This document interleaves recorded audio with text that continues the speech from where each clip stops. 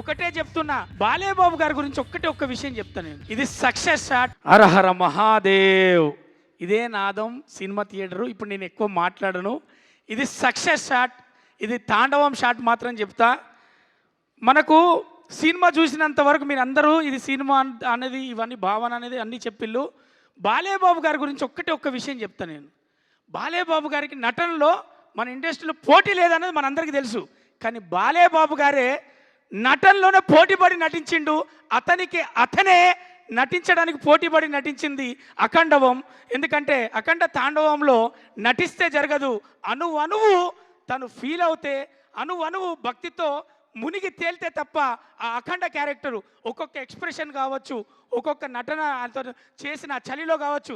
చలి ఏంటిది, నేను చేసేది నటన. ఒకటే చెప్తున్నా, తెలుగు మన టాలీవుడ్లో నందమూరి రాముడు, మనకు నందమూరి తారక రాముడు ఎలా అయితే బాధ్యతగా మనకు సినిమాలు అందించాడో, తన తనయుడుగా సినిమాలు అది సాంఘికమైన అది ఏ పాత్రలైనా చేస్తూ ఈరోజు అఖండ తాండవం ద్వారా అతనికి కావలసిన స్థానంలో కూర్చొని మన చేత గౌరవింపబడుతున్నాడు.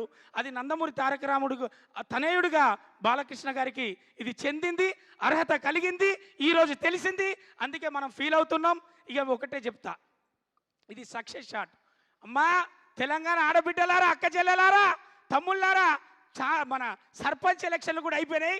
ఇక మీరు కదిలి సినిమా థియేటర్లో పోతే ఈ సినిమాని గెలిపిస్తే మన అందరం కూడా సినిమా కాదమ్మా ఇది మన పిల్లలకు, మన ఆడబిడ్డలకు, మన తల్లిదండ్రులకు అందరితో పాటు చూసే ఒక బాధ్యతతో కూడినటువంటి సినిమా మనకు బాలయ్య బాబు గారు, బోయపాటి గారు, తమన్ గారు ముగ్గురు కలిసి మనల్ని అందరికీ ఏం చెప్పాలో, ఏది చెప్పాలో, ఇప్పుడు కాకపోతే ఇంకెప్పుడు చెప్తాం, ఇది కాకపోతే ఇంకేది చెప్తాం అని ఒక భావనతోటి మనకు అందించినటువంటి చిత్రాన్ని మనమే చూడాలి, మనమే విజయవంతం చేయాలి.